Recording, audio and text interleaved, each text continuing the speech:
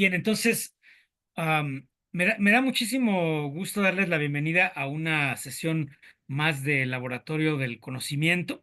Es un espacio de estudios transdisciplinarios que tiene, digamos que un pilar en la ciencia y la neurociencia en particular, otro en el estudio amplio de la cultura y también en el mundo de las humanidades y las artes.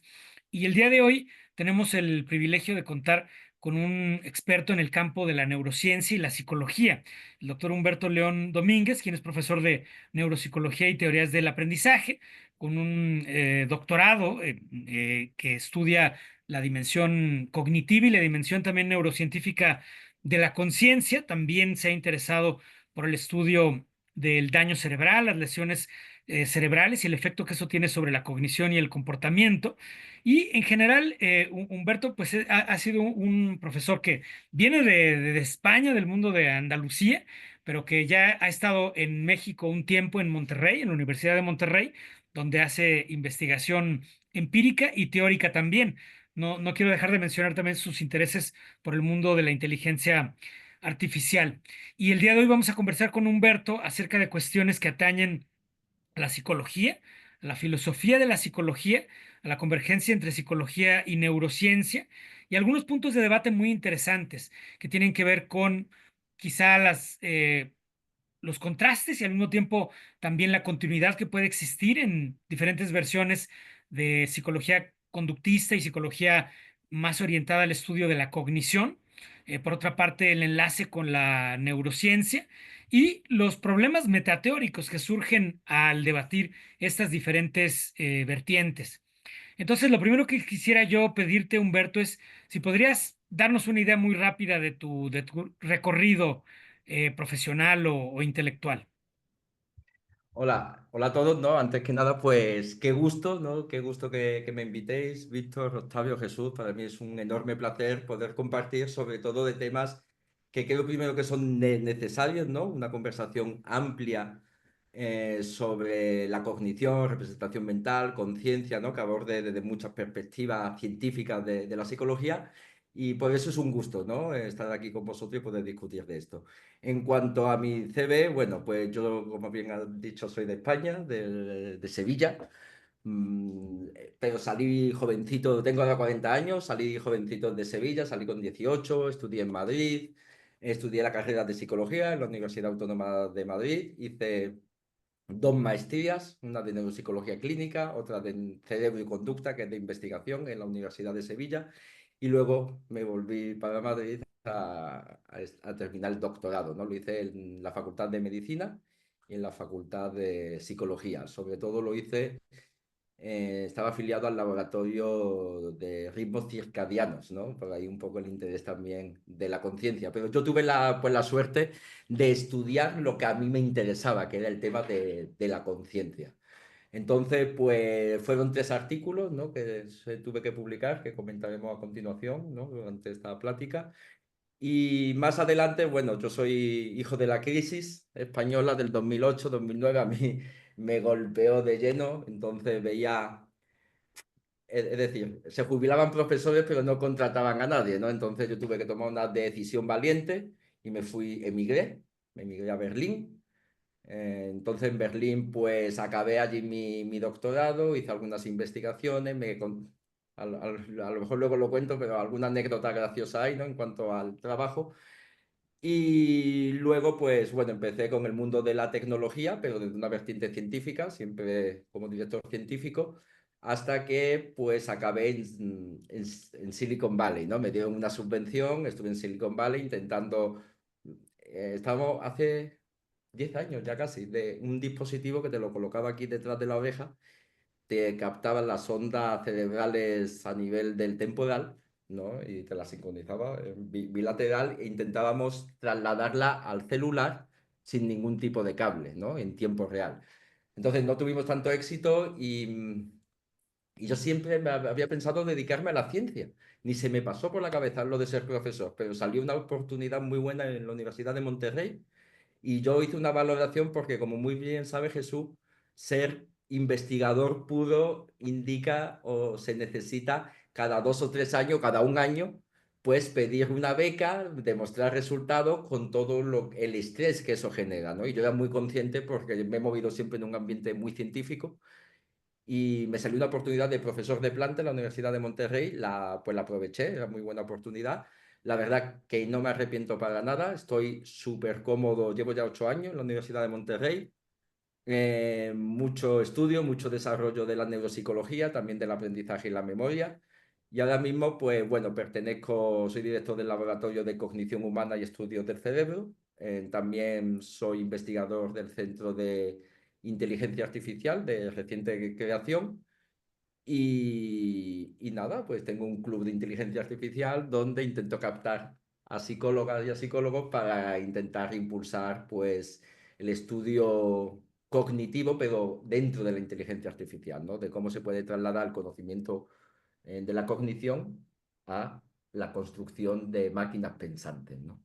Entonces, así, y tengo pues algunos trabajos de asesoría y de consultoría con la industria, ¿no? En varios sentidos, tanto clínico como desarrollo de productos. Muy bien, Humberto, gracias por esa introducción. Y entonces me gustaría que pasáramos ahora sí al tema de nuestra conversación, como una especie de perspectiva para quienes no están tan metidos en esto. Ustedes saben que hemos discutido mucho en este espacio el problema de las ciencias cognitivas, una, digamos, corriente, diríamos, nueva dentro de la filosofía, ¿no? Que incluye o perspectivas diferentes que provienen de la neurociencia, de la psicología, de la filosofía, de la antropología, de la inteligencia artificial también, y donde am, hay desde luego un desarrollo muy importante de las neurociencias en las últimas décadas, ¿no? Hay la creación de una neurociencia cognitiva a la que tú también te has dedicado, Humberto, ¿no? Y que tiene muy diversos horizontes, ¿no? Pero sobre todo es entender, digamos, desde un punto de vista mecanístico, desde un punto de vista de sistemas, cómo se implementa la función cognitiva en el cerebro y cómo eso se relaciona con, digamos que la interacción conductual, ¿no? Que sostenemos con un entorno.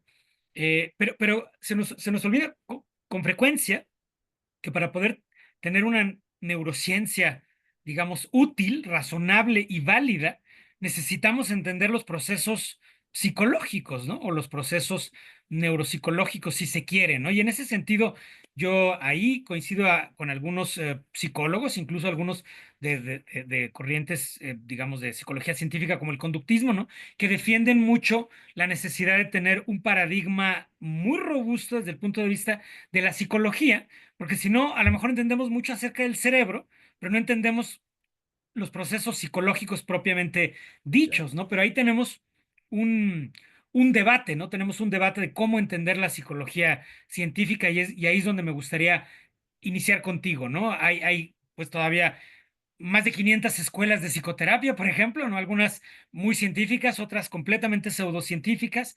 Hay diferentes aproximaciones dentro de la psicología científica. Algunos hablan de tres grandes corrientes, ¿no? Es la psicología cognitiva, el conductismo, digamos, como una filosofía que orienta el análisis funcional de la conducta, y la psicobiología, y podríamos agregar ahí, dentro de ese gran rubro, la neuropsicología, ¿no?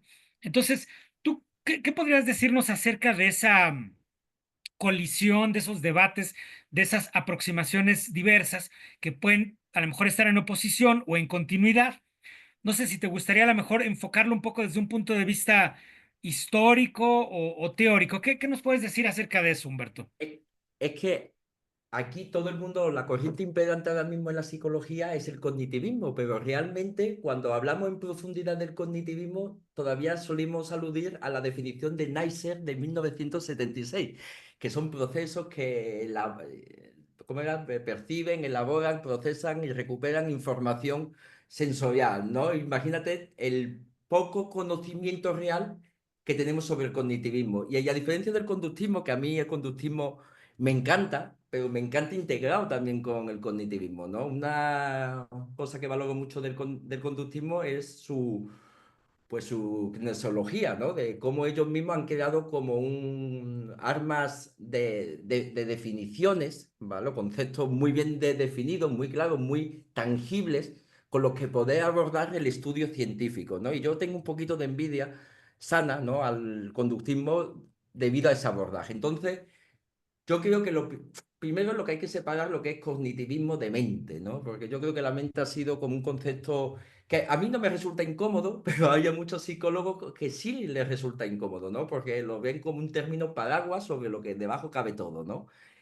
Y la mente es un concepto maltratado por la folk psychology, por la psicología popular, pero que ha estado muy atado a lo que es el cognitivismo, ¿no? Pero el cognitivismo no se debe entender como un proceso mental, sino se debe entender, y aquí creo que se unen dos corrientes, porque yo sí las tengo como medio unidas, que son el psicobiologismo y el cognitivismo, se unen dos corrientes donde se explica que la mente es una representación neural, ¿no?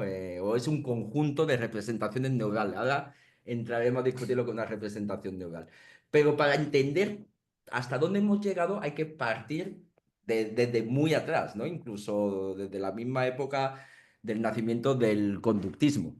Por ejemplo, para mí pues, el primer gran debate que se puede tener del cognitivismo, si retrocedemos muy, muy atrás, es cuando Vygotsky se enfrentó en un congreso, el segundo congreso, por aquí lo tengo apuntado, aquí está.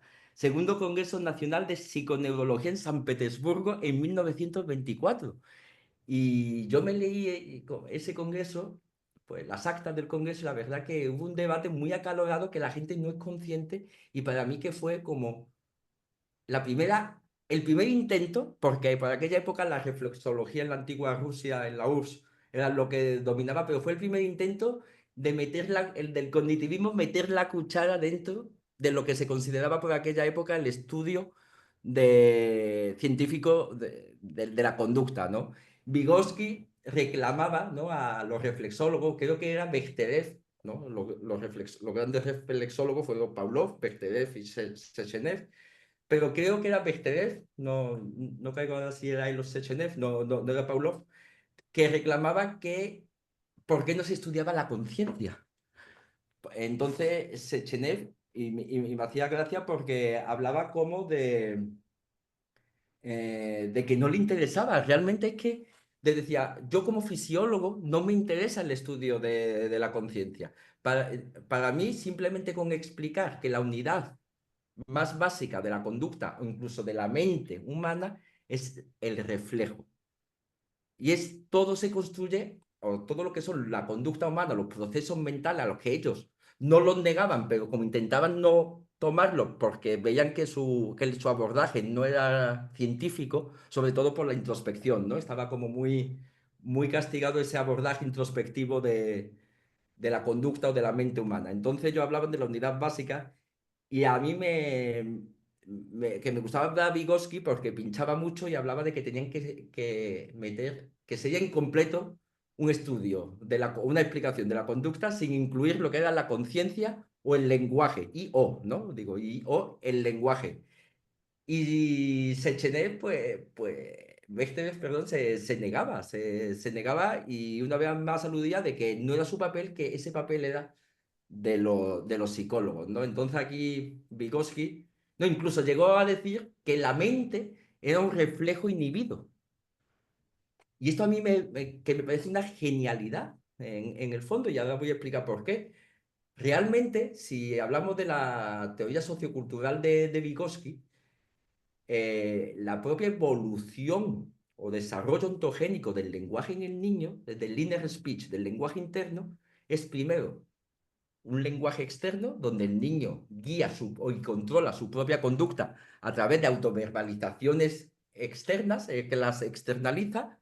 Luego empieza el lenguaje egocéntrico y luego como que parece que ese lenguaje egocéntrico se detiene y empieza el inner speech. Es como que ese reflejo de hablar, de las cosas que veía que le producían el habla, de repente se acaban. Y me resulta muy curioso que lo llamen reflejo individuo porque últimamente y perdona si me extiendo un poquito, últimamente, hace unos años en el MIT pusieron un anuncio, ¿no? En típico de clickbait en Twitter, el MIT, inventa una máquina de leer la mente. Le doy y veo a una persona del MIT con un aparato aquí, ni en el cerebro, aquí. Y me quedo sorprendido y digo, ¿cómo eso va a leer la mente? Pues, si lo dice el MIT, algo de verdad puede, seguramente tenga, ¿no? Y cuando estoy leyéndome el paper, me doy cuenta que realmente cuando nosotros pensamos en silencio, el inner speech, le- eh, se produce un pequeño movimiento de los músculos faciales. Es decir, es como que has intentado hablar en voz alta y lo has inhibido. Entonces, lo que recogía el aparato no era más que era un aparato de electromiografía que era capaz de detectar con inteligencia artificial esos micromovimientos y decir lo que estabas pensando. Entonces, ya ahí uno empieza a plantearse pues cuestiones mediadoras, ¿no? Como pueden ser algunas representaciones internas y que realmente pueden ser reflejos inhibidos. Y también Pavlov habló del segundo sistema de señales. Había otro más por ahí que era bastante interesante en cuanto a esto. Bueno, no, pues no caigo, pero intenta. Ah, sí, Vygotsky hablaba que la conciencia, porque Vygotsky estaba obsesionado con que los reflexólogos dijesen que es la conciencia a través del reflejo. Y Vygotsky decía que la conciencia nacía de cuando un reflejo pasaba de un sistema a otro. Cuando pasaba, por ejemplo, de algo visceral, ¿no? Como me duele la barriga, al sistema verbal, cognitivo verbal, ese salto producía una conciencia, ¿no? Emergía como una especie de mecanismo que se daba cuenta, y no me gusta mucho esa palabra, pero se daba cuenta de que un reflejo había saltado y nacía la conciencia, ¿no? Entonces, esa era la primera aproximación que se realiza de la conciencia, que yo considero, ¿no? Que se empieza a hablar de la cognición y del cognitivismo. Luego pasan los años y en 1948, ¿no? Que yo le llamo la novia despechada, ¿no? A Lashley. Lashley muy famoso por sus estudios de la memoria, pero Lashley realmente fue un azote para el conductismo. Además, fue un azote para el conductismo porque como novia despechada, él nació en el conductismo.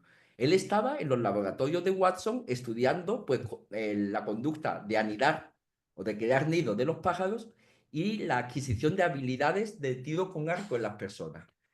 Y él se fue muy defraudado del conductismo porque notó que había conductas en humanos que no se, no, conductas en animales que no se podían replicar en humanos.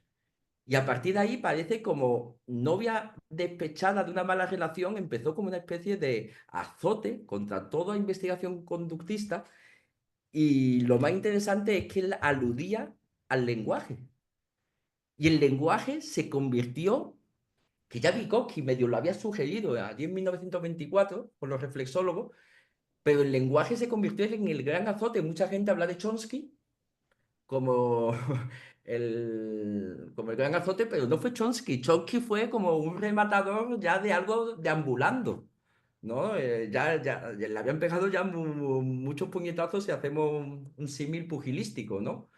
Chomsky fue el último, pero el primero en empezar a darle con el lenguaje fue Lashley, ¿no? Hay una frase muy conocida que no sé quién la dijo, pero sé que lo dijo, no sé si fue Vygotsky, Lashley, ¿no? Uno de los clásicos que dijo que a un animal, para que se condicionase a un estímulo aversivo, el animal le permitía experimentar, tenía que experimentar para condicionarse y no tocar o no estar en ese lado de la caja, ¿no? Si cada vez que suena el sonido me voy a ese lado de la caja, pues me electrocuto. Entonces el animal aprende mediante pues, la experiencia a no ir a ese lado. ¿Qué dijo este personaje? Pues lo que dijo es que al ser humano no le hace falta experimentar. Al ser humano, con que alguien le diga, cuidado, que este lado de la caja te vas a electrificar, él ya no va. No necesita esa experiencia directa. De alguna manera, el lenguaje verbal, ya en un desarrollo ontogénico del individuo donde entiende lo que es el lenguaje, puede crear o activar representaciones neuronales o mentales, o como lo queramos llamar, ¿no? Ahora entraremos en ese debate, pues, y que controla su conducta. Perdón, Jesús. Sí, te quería preguntar sobre eso. Ahora que hablabas de esa posibilidad de los seres humanos como de aprender a través del discurso que transmite la experiencia ajena. Eso se relacionaría con el concepto del condicionamiento vicario o vicariante de Bandura. Y no sé si podrías aclararnos un poquito esas tres formas clásicas de condicionamiento, ¿no? Para los que no están tan enterados de esto, o sea, el condicionamiento clásico o pavloviano, que es el que nos estabas hablando, el Sí. operante de Skinner y no sé si te estaba refiriendo al vicario o vicariante de Bandura. Sí, el vicario tiene algo que es la observación, ¿vale? Aprendizaje vicario quiere decir aprendizaje por observación y a través del procesamiento de las consecuencias positivas o negativas o de los reforzadores y de los castigos que el modelo recibe. Eso es el aprendizaje vicario. La mediación verbal es cognitivo. Todo lo es aprendizaje cognitivo. Todo lo que medie algo verbal de algún tipo, o como yo lo tengo estipulado, es cognitivo ya que activa o crea una representación mental a través de las simbologías del lenguaje, porque recordemos, el lenguaje son símbolos, no es una visualización directa de una acción, de una representación directa, es que esa representación directa se ha transformado en símbolos, que son acuerdos culturales, y que en forma verbal somos capaces de transmitir y activar representaciones. El problema es si la representación, por ejemplo, de hogar, que era lo que el otro día explicaba en clase, si activa lo mismo en ti, Jesús, que en mí. Seguramente tengamos puntos de acuerdo, pero estoy convencido de que lo que significa para ti la palabra hogar no es para mí. Entonces es un procesamiento que yo lo defino como puramente cognitivo. El condicionamiento clásico es asociativo. Un estímulo predice la aparición de otro. También voy a hacer aquí una pequeña parada porque para mí el condicionamiento clásico y operante, aunque a nivel de explicación, pues se puedan separar, porque yo hablo de las limitaciones de la mente humana, están muy relacionados en el cerebro, ¿vale? Entonces, hay un estímulo que predice que va a aparecer otro estímulo, ¿ok? Eso es lo que es el condicionamiento clásico. El condicionamiento operante es, hay un estímulo que señala que si tú te comportas de una forma, vas a obtener un premio o un castigo, ¿vale? Mientras que en el condicionamiento clásico no hace falta ningún tipo de conducta voluntaria, ¿vale? Es automática. Si yo veo un estímulo, por ejemplo, en los ejemplos de las ratas, ¿no? Si yo veo que la luz verde aparece, se predice, o la ratita predice que va a aparecer comida, ¿vale? ¿Por qué? Porque en el pasado, siempre que aparecía la luz verde, aparecía comida, ¿ok? Entonces la rata, ¿qué hace? Cuando ve la luz verde, inicia una conducta de aproximación. Pero eso es como, no, se genera una respuesta condicionada en este caso vamos a llamarla emocional de felicidad, si la quieres definir de alguna forma, que genera una conducta de aproximación hacia el comedero. ¿Vale? El condicionamiento operante es, ok, se enciende la luz verde, pero ya no te va a aparecer comida, al menos que aprieten la palanca. Entonces, ahí hay una toma de decisiones intermedias que se habla muy poco y yo no sé por qué se habla tan poco. Y no es que haya esto lo voy a explicar más tarde, pero no es que haya una toma de decisión intermedia, es que hay representaciones mentales intermedias. El condicionamiento clásico y el condicionamiento operante se solapan. Y cuando la luz verde aparece, ya lo explicaré más adelante con investigaciones, lo que se activa en el cerebro es la representación mental de la comida. Y es realmente lo que controla la conducta, no es la luz verde, es la representación mental de la comida lo que controla la conducta de, pues, tanto automática de emocional de la rata como de generar una toma de decisiones, ¿no? De decir, oye, espero ahí como algo proyectivo de comida, pues actúo en consecuencia. Y el aprendizaje vicario por observación es un aprendizaje con un alto componente cognitivo, donde a través de la observación y de la observación de una conducta y a través de la observación también de las consecuencias positivas o negativas, yo decido si imito o no imito la conducta. Esto, el aprendizaje vicario, sorprendentemente, se da en muchísimas especies animales, incluso en insectos. Está demostrado que en abejas aprenden más rápido cuando se le pone un muñequito simulando una abeja al lado que cuando no se le pone ningún muñequito. Hay unos vídeos impresionantes de Science, de un artículo de Science, donde se le ve abejas tirando de una cuerda para sacar azúcar, ¿vale? Y aprendían antes a tirar de una cuerda para una abeja es un comportamiento complejo. Y aprendían antes, cuando veían a otras abejas, que cuando estaban solas e intentaban pues generar alguna conducta que la aproximase al azúcar, ¿no? Entonces, estos son como los grandes planteamientos, condicionamiento clásico, condicionamiento operante del conductismo y lo de Bandura, el aprendizaje por observación, que es más adelante, yo no lo metería dentro del conductismo, sino más próximo al cognitivismo, pues también es otro tipo de aprendizaje sin mediación verbal, pero que se pueda adquirir nuevas conductas incluso a nivel complejo, ¿no? En el ser humano. Oye, sí, Humberto, y entonces, am, a ver, tú nos estás dando una explicación del condicionamiento operante como como un proceso mediado por representaciones mentales. O sea, esa ha sido la formulación que tú has hecho. Tú has dicho que hay un proceso de toma de decisiones, que hay una representación mental que que es la mediación necesaria para que el organismo pueda realizar ese comportamiento. Entonces, ahora tengo un par de preguntas para ti, ¿no?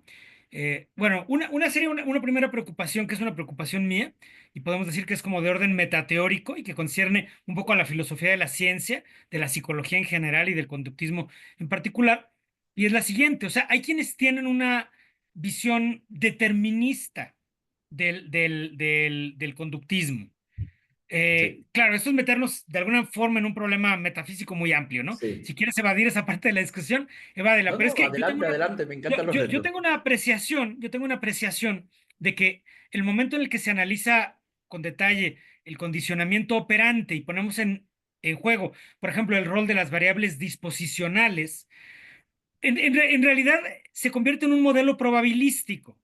Y un Total, modelo probabilístico es muy diferente a un modelo determinista, ¿no? En el sentido total. epistemológico, en el sentido epistemológico.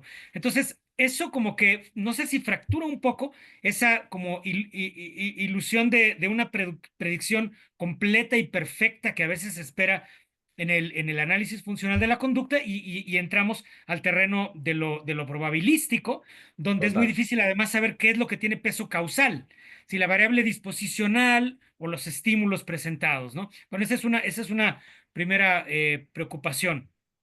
A ver, Sí, oh, adelante, adelante, por no, favor. no, simplemente que a mí lo de las variables disposicionales me encanta, ¿vale? Porque es un artificio que hace el conductismo para quitarse un problema de encima, que no puede explicar.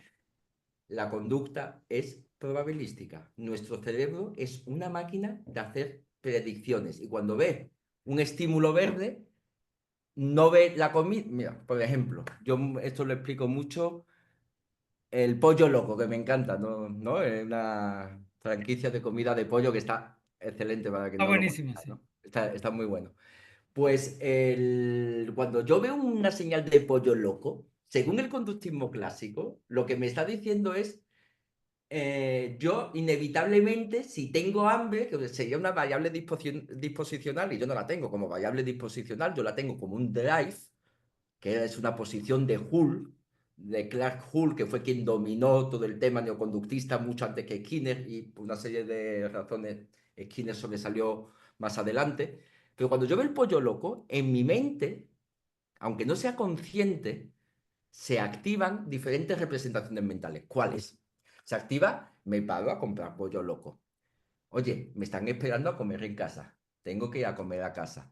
Oye, ya comí pollo loco ayer, prefiero comer unos taquitos y me paro al lado. Se empiezan a activar diferentes escenarios, que es verdad, lo que dice el conductismo, que esos escenarios ya lo has vivido antes, ¿vale? Pero se empiezan a activar diferentes escenarios atados a un momento y a un contexto y asociados a una recompensa, ¿vale? Y hay teorías que hablan del, ¿cómo se llama? Common currency, ¿no? Como moneda de cambio, porque dice, oye, ¿cuál tiene más valor? ¿Pagarme en el pollo loco o ir a mi casa a comer con mi pareja? Pues hay una teoría que a mí no me, pues me gusta, pero para que entendamos todo esto, a cada opción, a cada escenario futuro se le asocia un valor. Y luego el ser humano hace una toma de decisiones que es un cálculo, y lo voy a decir así, pero hay muchos más cálculos de costo-beneficio de todos esos valores que tienen. Y ese valor está atado primero al drive, cuánta hambre tengo, y luego también a aspectos emocionales disparados por el contexto. Entonces, para mí es muy básico y yo lo enseño, ¿eh? Yo enseño el conductismo y el condicionamiento operante clásico skinneriano radical, ¿ok? Pero para mí eso ya ha quedado muy, muy atrás. Ahora mismo el cerebro bayesiano, hay muchos modelos cognitivos, el predictive coding, está inferencia activa, son muchos modelos donde el cerebro actúa mediante probabilidades, la estimación de probabilidades. Entonces, ahí es como una integración del cognitivismo con con el conductismo, ¿no? Y yo creo que hacia esa dirección tenemos que andar y se están dando. No quiero decir como que yo sea aquí, como no, se tiene que andar. No, no. Hay una corriente dentro de la psicología, de la neurociencia, de la neuropsicología, de la psiquiatría, de todo, ¿no? Referido a la neurociencia, de que andan en esa dirección y lo tienen como la norma. Yo cuando vine aquí, ¿no? Entré en plena pelea, a lo mejor por Twitter, más que nada, ¿no? De todo este tema de conductismo, cognitivismo. Y yo se lo explico a amigos míos muy científicos, pero mucho más científicos que yo. Y dice, Humberto, yo no tengo ni idea de esa pelea. Como el conductismo ya, ¿por qué estás discutiendo esto? Si tú sabes lo que es. Permíteme, Jesús, rápidamente. Tengo una investigación en review donde la gente controla una pantalla de ordenador imaginando que abre y cierra la mano. Ni no la abre y la cierra, se la imagina y controla una pantalla de ordenador. Entonces, como que la ciencia avanzada está ya en otro paradigma, aunque académicamente discutamos. Perdón, Jesús. No, muy rápido. Es que quisiera regresar a un punto para regresar a a lo mejor a nuestro canal principal de discusión, y es el siguiente, ¿no? O sea, tú nos estabas dando una explicación de lo que posiblemente sucede a nivel cognitivo e incluso a nivel cerebral durante el condicionamiento operante. Nos planteabas que, a tu juicio, hay representaciones mentales que están haciendo una labor de mediación y que tienen que ver con la toma de decisiones. Nos hablaste de los factores del modelo probabilístico que podríamos usar para entenderlo, por ejemplo, el paradigma del cerebro bayesiano u otros paradigmas de procesamiento predictivo, que además yo estoy totalmente de acuerdo, ¿no? Pero ahora me gustaría analizar un punto. Entonces, la pregunta sería, si la clave para entender la diferencia entre el conductismo y el cognitivismo es precisamente el concepto de representaciones mentales. Esa sería la primera pregunta. Y relacionado con eso, estaría, digamos, la pregunta para ti ya en forma más directa, ¿no? O sea, si tú suscribes, digamos, que esa orientación en la psicología científica, ¿cuáles son tus argumentos? Porque ahora yo quisiera por un momento ser abogado del diablo y decir lo siguiente. O sea, si bien desde el punto de vista como del espíritu de los tiempos, excepto en Twitter, ¿no? En el Twitter de España, además, excepto en el Twitter de España, el conductismo parece estar totalmente fuera de moda, podríamos decir, ¿no? En el mundo de la psicología científica, en el mundo de las neurociencias, etcétera. Sin embargo, en el mundo de la neurociencia teórica y en el mundo de la filosofía de la mente y en la filosofía de las ciencias cognitivas, hay otras corrientes no representacionalistas, como el enactivismo, por ejemplo, como la propia psicología ecológica, ¿no? Que tiene sus grandes clásicos, ¿no? En estos trabajos que abordan el tema del affordance, ¿no? Como, digamos que estímulos complejos externos que en cierta forma resguardan la representación, pero que plantean que realmente no se requiere una representación mental interna. Entonces, la psicología ecológica de Gibson, de los Gibson, y el enactivismo, en algunas de sus variantes, sí que rechazan la noción de representación mental. Y, y si bien nunca firman la Carta de Principios del Conductismo, a veces pareciera que, que retomaron muchas ideas que estaban ahí en el conductismo. Claro que también hay diferencias significativas, ¿no? Entre el enactivismo y el conductismo, o entre la psicología ecológica y el conductismo, pero yo creo que es muy interesante que, si lo analizamos desde un punto de vista como de campamentos, los camps famosos, ¿no? Los bandos del debate. Por un lado tenemos los partidarios de las representaciones mentales, ¿no? Donde estaría la psicología cognitiva, la neuropsicología clínica y cognitiva, la neurociencia cognitiva, el procesamiento predictivo, la neuropsiquiatría cognitiva, etcétera, ¿no? Y en el otro, ahí curiosamente de ese lado también quedaría el psicoanálisis freudiano, ¿no? Que es representacionalista.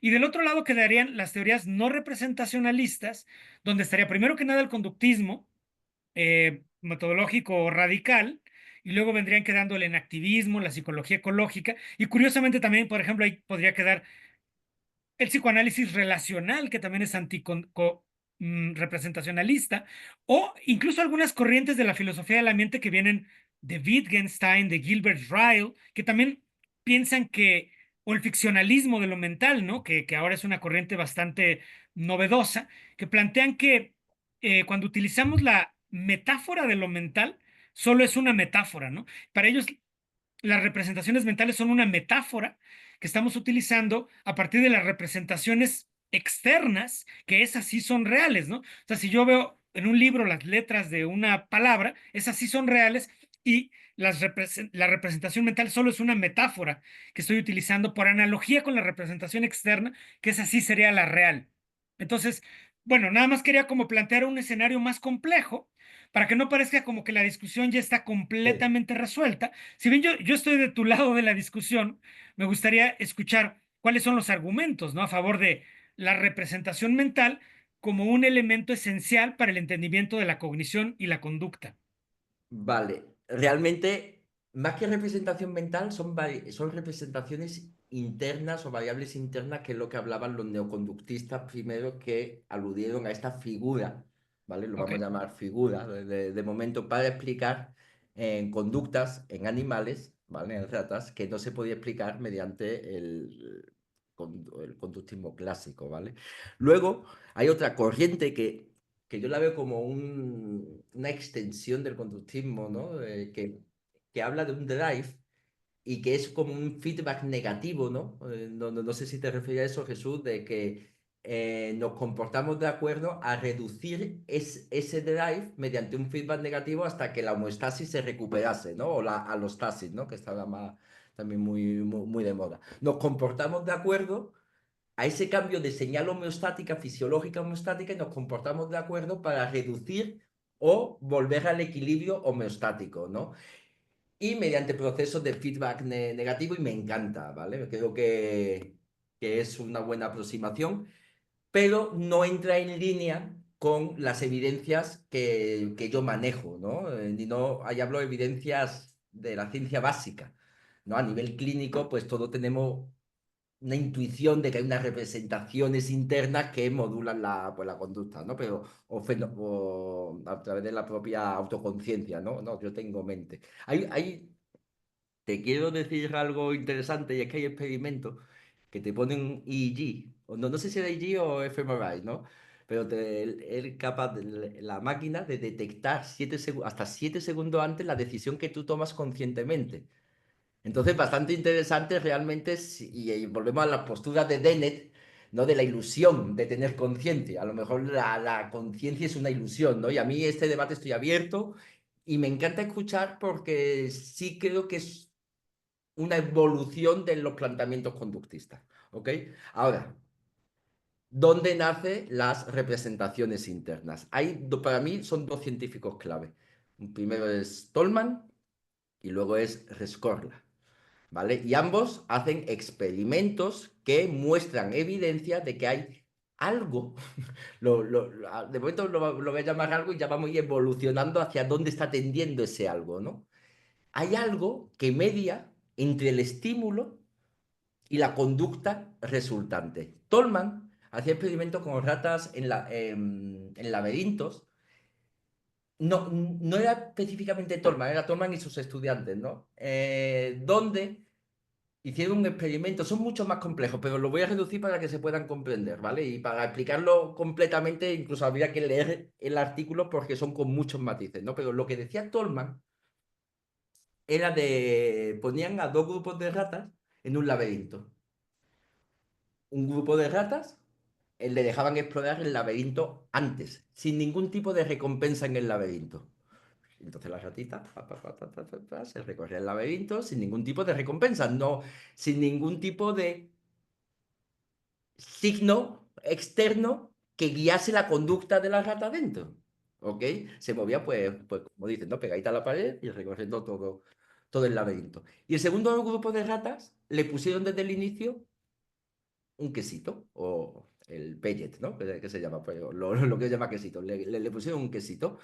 Y entonces el objetivo de las dos ratas era aprender cuánto tardaban en llegar al quesito.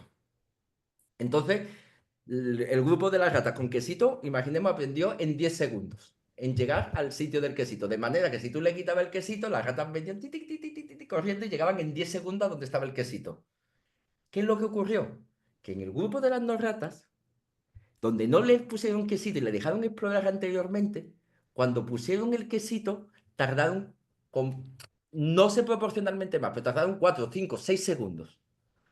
De manera que Tolman empezó a plantearse la cuestión que la exploración previa, sin ningún tipo de consecuencia, como plantea el conductismo y una de las críticas de Chomsky también, por cierto, sin ningún tipo de consecuencia, la mera exposición o exploración o el estar o la interacción, yo la llamo la interacción con el entorno, va creando representaciones o algo interno que es utilizado luego para encontrar antes el quesito, ¿vale? Y eso es muy replicado y se sigue replicando. A la rata que le dejan explorar el laberinto, es que eso ya no hay duda, a la rata que le dejan explorar el laberinto, encuentran antes el quesito, ¿vale? ¿Por qué? Y aquí es lo que nacen los famosos mapas cognitivos que han evolucionado y yo invito a todo el mundo, si está interesado en la neurociencia, que lean mapas cognitivos. El mapa cognitivo es lo que es un constructo que se usa sinónimo de representación mental, que está involucrado el hipocampo, especialmente las place cells, y grid cells y un montón y ocean cells, que son las que de alguna manera codifican el ambiente, y ese mapa cognitivo es el que usa el roedor y el ser humano para controlar su conducta. Creo que Víctor tiene la mano Sí, levantada. Víctor tiene una pregunta. Adelante, Víctor. Sí, un comentario. Está muy bueno ese tema porque creo que aquí podemos caer en una suposición de que la obtención de una recompensa previo a una conducta que desde el enfoque de laboratorio se ve como insignificante o no relevante, porque como no hay premio, entonces sale como enigmático porque hay un efecto posterior para tardar menos tiempo en encontrar el alimento, pero en sí mismo, en un contexto ecológico, la conducta de forrajeo, ajá, es súper relevante independientemente si se encuentra o no algo. Esa ya es como una consecuencia previa de la disposición del comportamiento de un organismo, de estrategias de forrajeo, qué tan bueno sea, ¿no? Para detectar variables en el entorno y poder generar inferencias de dónde puede o no estar el alimento, si está escondido, si está, etcétera, ¿no? Entonces eso es muy importante porque la pura conducta de exploración es en sí mismo significativo. Eh, Hay un autor que se llama Walter Freeman, que él desarrolló una serie de experimentos desde los años 70, finales de los 60. Tiene un libro que es clásico que se llama Acción en masa en el sistema nervioso, sería la traducción al español, Mass Action in the Nervous System. Y él fue de De los las, pioneros en implementar teoría de sistemas dinámicos y modelamiento matemático de teoría del caos a la actividad eléctrica, principalmente del bulbo olfativo, que aquí se conecta con la parte de las ratitas, porque pues son roedores. Él hizo los experimentos en conejos. Ajá. Obviamente hay diferencias en el tamaño del epitelio del bulbo olfativo claro. entre conejos y roedores, pero lo que él encontró, que él incluso como tiene una postura bastante filosófica y epistémica sobre lo que escribe y respecto a los supuestos filosóficos de la neurofisiología, él plantea su teoría como una teoría no representacionalista del comportamiento o de las acciones significativas de los animales en general, ¿no? Y él lo que encontró al modelar matemáticamente la actividad eléctrica del bulbo olfativo en comportamientos de forrajeo es que se forman especies de atractores dinámicos.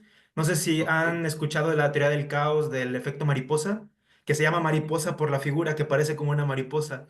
Entonces, el sistema nervioso lo que hace como se sincronizan regiones que anatómicamente son distantes, pero se comunican por oscilaciones, se forman estos acoplamientos estructurales entre zonas neuronales y forman estos atractores que serían como una, no necesariamente una representación interna, pero sí o sea, la forma o la gestalten, ¿no? Como la imagen que sería como aplicar una transformación o una interfaz de cómo podría ser una visualización de la actividad eléctrica del cerebro en términos geométricos y se forman estos atractores dinámicos a niveles subcorticales y corticales, pero él insiste mucho en que no necesariamente se deberían de tratar representaciones internas porque no tienen una génesis interna, no están condicionadas por el exterior, no es decir que hay un proceso de interiorización,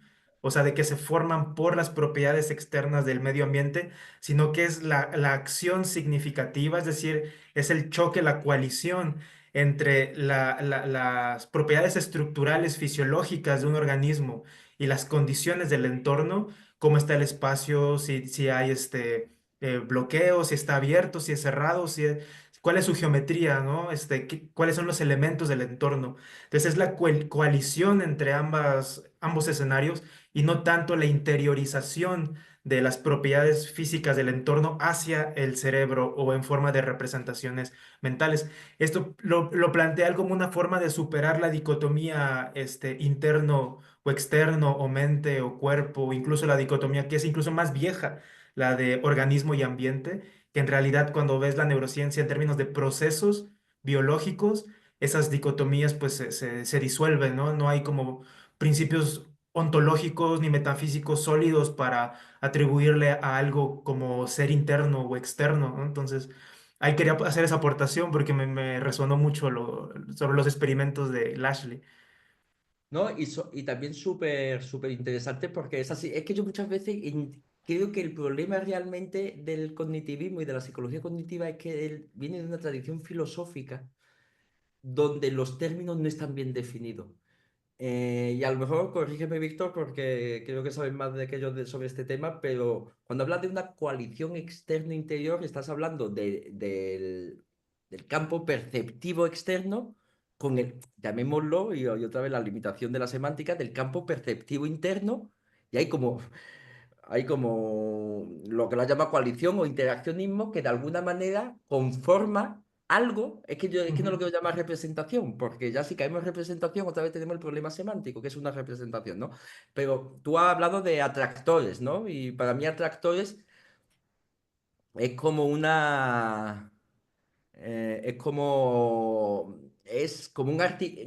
el modelado matemático para crear atractores para mí es un artificio para entender lo que está pasando en las neuronas, pero realmente es lo que está pasando en las neuronas, o es simplemente que nosotros con el ajuste matemático se lo estamos como sacando, como sufriendo, ¿no? Haciéndola sufrir para sacar algo y sacamos los atractores, ¿no? Que para mí son grupos neuronales activándose conjuntamente. No sé, Octavio, ¿querías comentar algo? No, no se te escucha, no, no se te escucha. Perdón.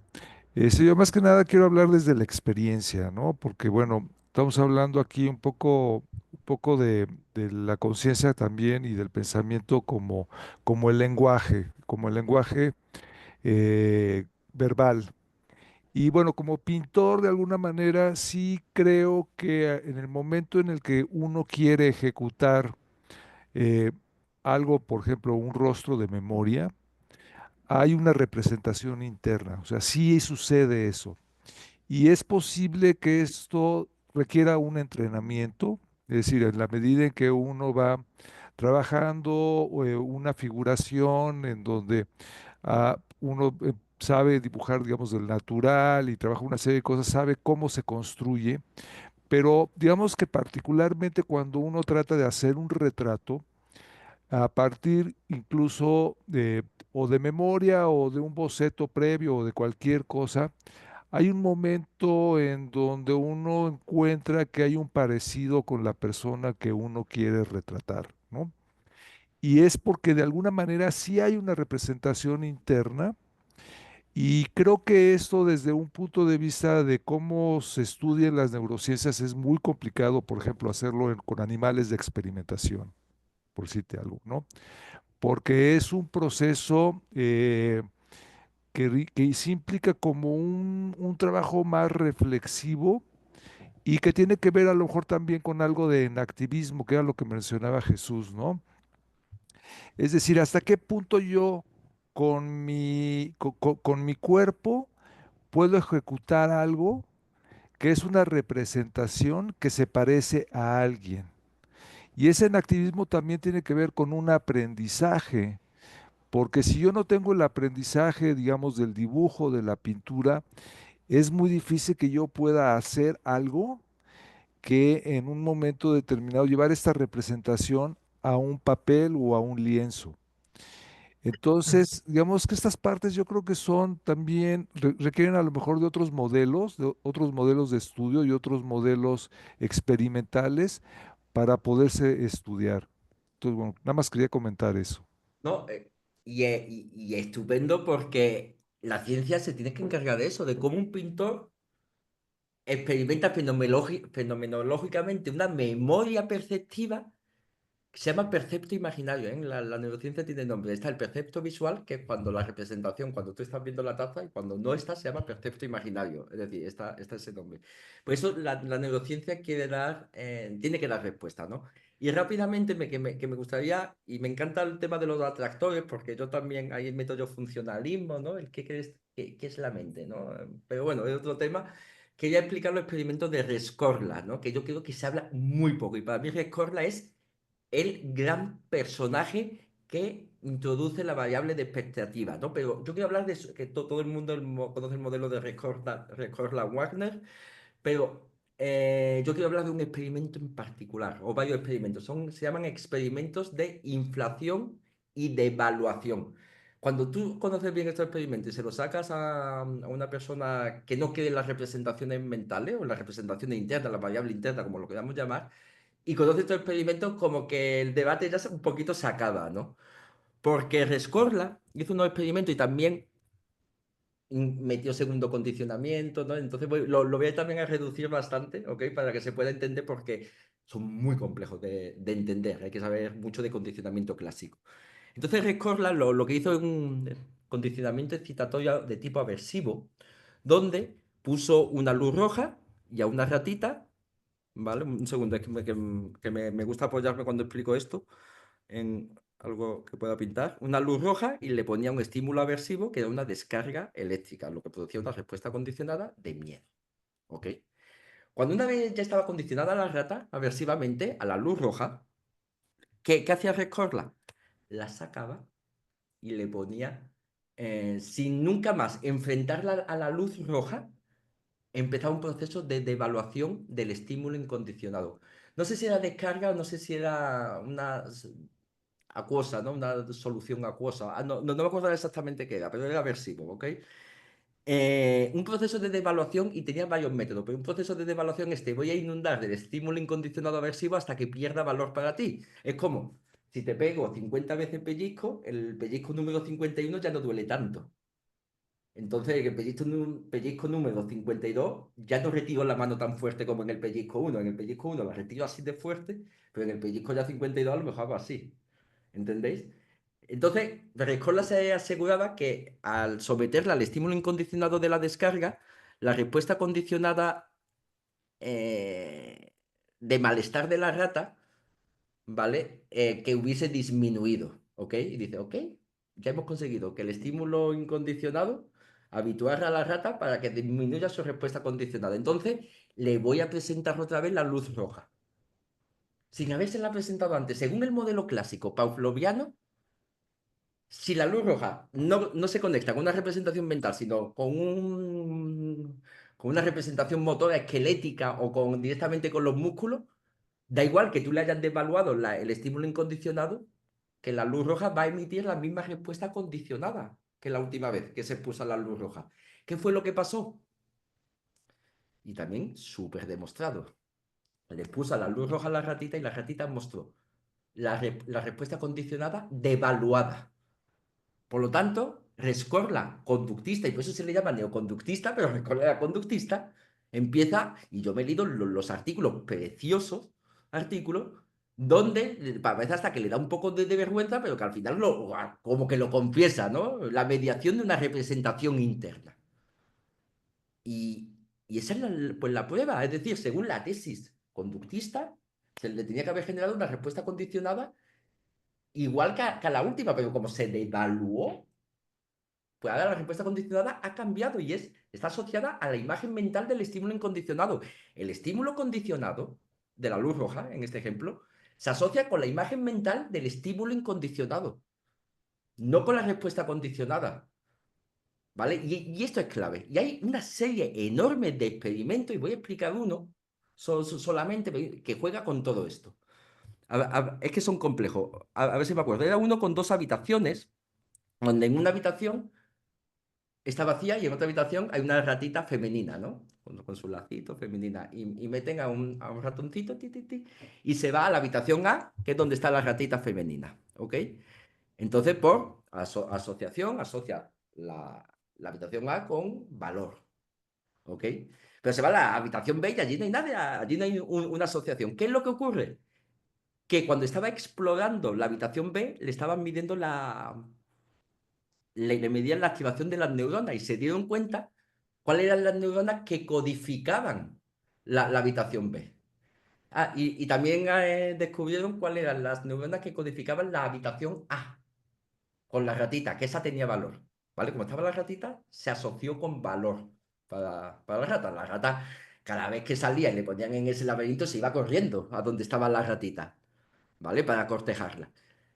¿Qué es lo que pasó? Que cuando le pusieron en la sala B, le empezaron a activar desde fuera las neuronas de la sala A. ¿Qué es lo que pasó?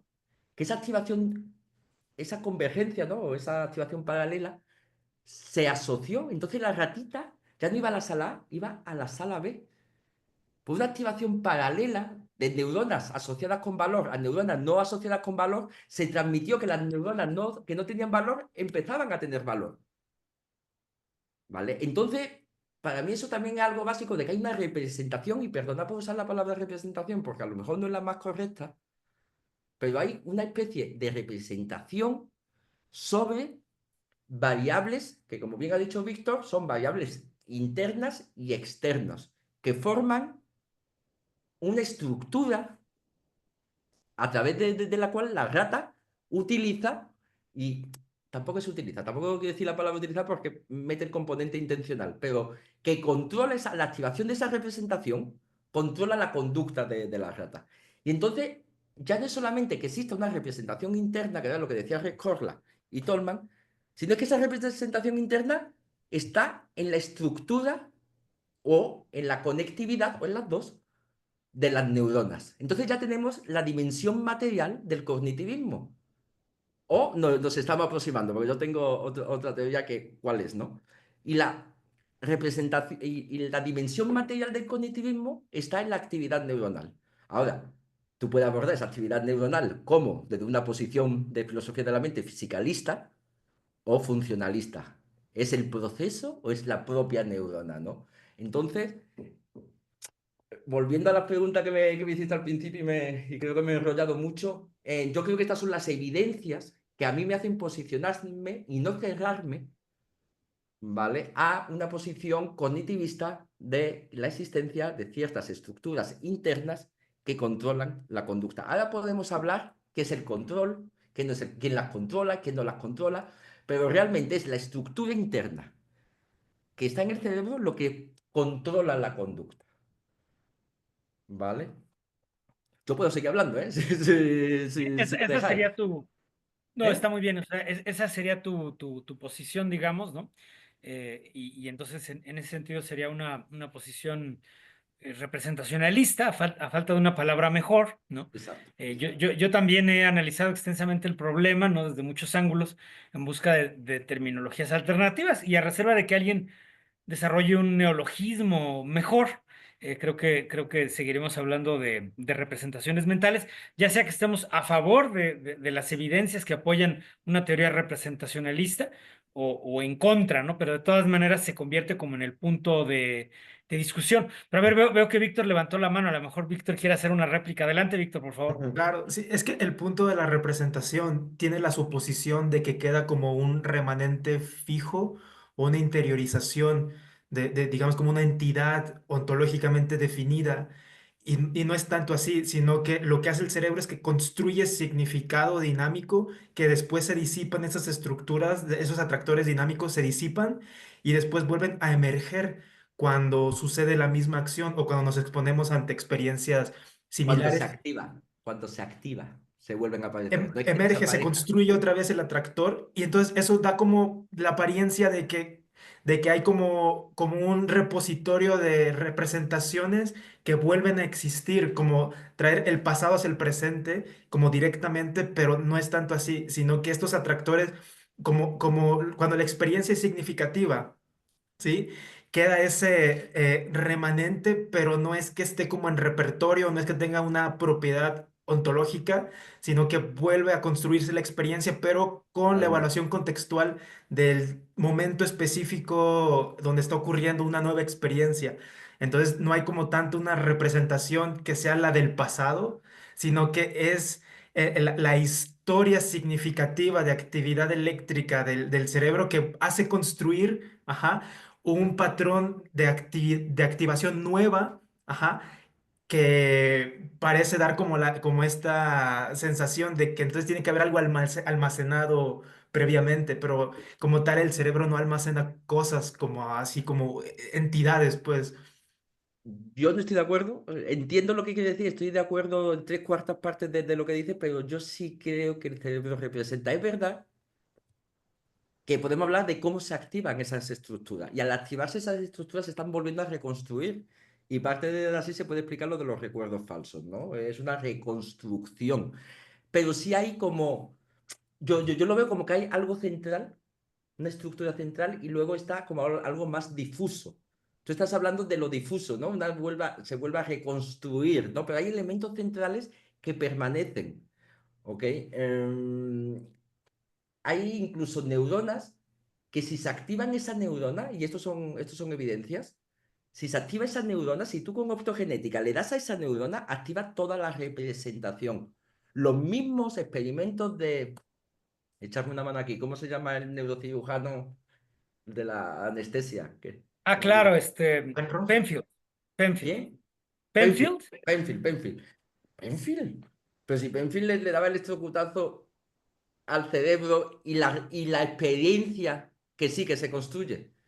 Pero olía a la tostada de su abuela, o olía a la tostada que desayunaba de pequeño. Incluso algunos reportaban que la experimentación era más real que la propia experiencia de haberla vivido.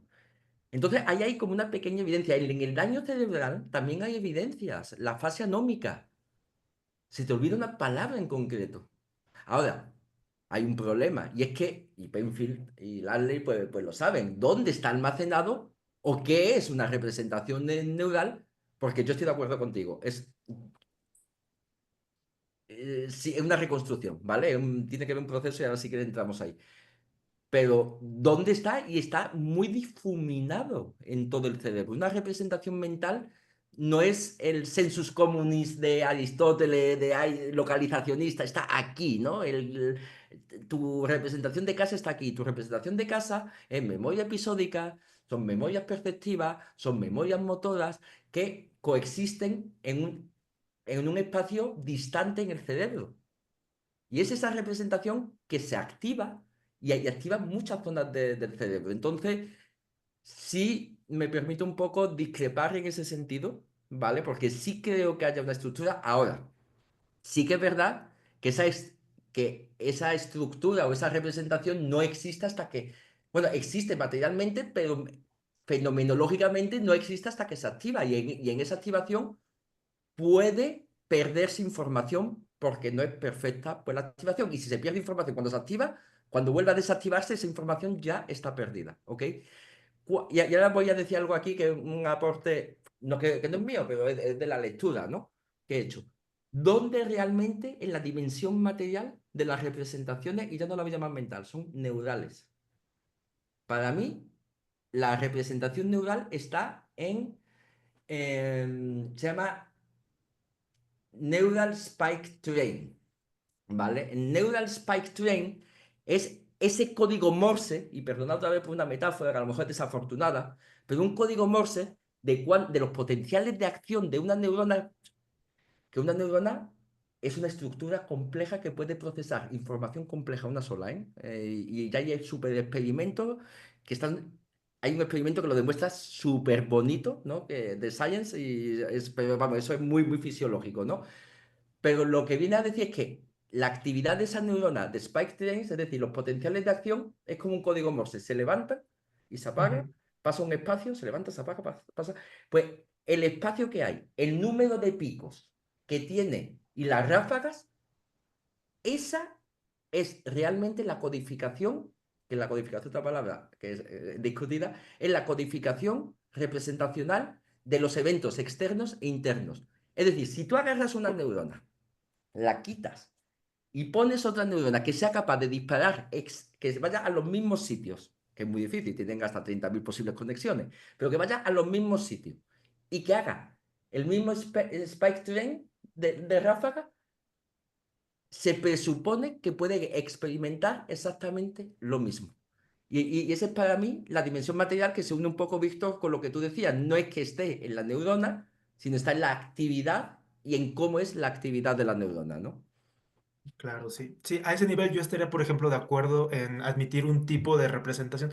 Creo que aquí la cuestión es, este, o sea, ¿cómo decirlo? O sea, desmenuzar todas las suposiciones que hay detrás de los usos como convencionales de representación y quizás usos que pueden ser más técnicos y más enfocados en la evidencia neuro y electrofisiológica, donde a ese nivel, ¿cómo podríamos hablar de algún tipo de representación? O si habrá que utilizar otra palabra, por ejemplo, codificación o este, no lo sé, no exactamente qué están haciendo las neuronas. Te voy Es a que ahí sería enviar un describir el artículo. proceso. ¿Cuál es el proceso, no? O sea, adoptar una postura procesual, diríamos, de qué es lo que está ocurriendo o ofrecer una filosofía de la ciencia de los procesos neurobiológicos, ¿sí? Para no caer como en este pluralismo semántico, porque cuando hablamos de representación mental, no sé, es una tradición muy larga, ¿no? Desde Kant, desde Hegel, desde hasta Nietzsche, o sea, ha sido una discusión de qué significa representar, que a veces la suposición es la interiorización de propiedades externas del mundo, se le da un privilegio exteroceptivo o donde las leyes de la naturaleza imponen su forma, su estructura dentro de la mente o dentro del cuerpo, o en este caso es dentro del cerebro, y ahí se adopta una postura de que, por ejemplo, el código Morse, ¿no? De, no sé, potenciación a largo plazo sería la representación del evento externo. Entonces eso también como que mantiene de cierta forma esta dicotomía interior-exterior. Entonces yo creo que si nos enfocamos en el fenómeno, en el proceso biológico, se puede solventar, caer en ese tipo de suposiciones. Eso es una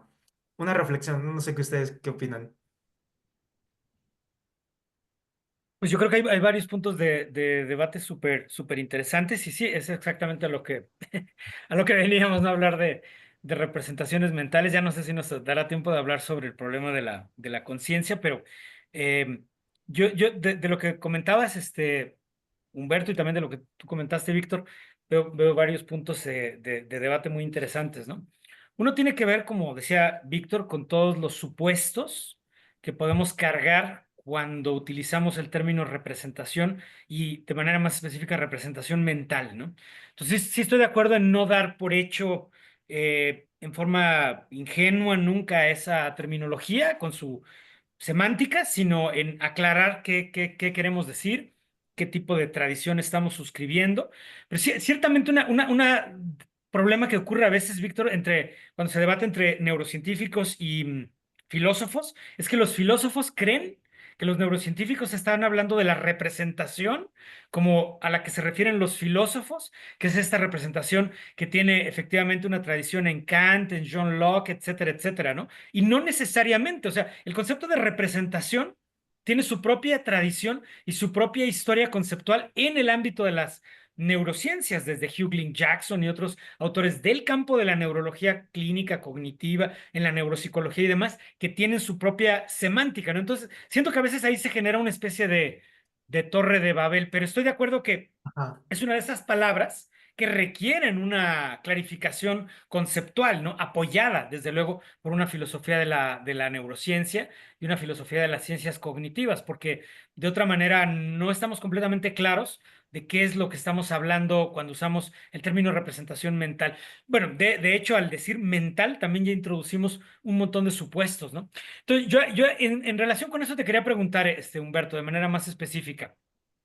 O sea, algunos autores hablan de representación cerebral o representación neural, porque también podemos tener la representación neural de una neurona periférica, somática, sensitiva, autonómica, etcétera, ¿no? Entonces, no necesariamente cerebral, puede ser una representación neuronal simplemente.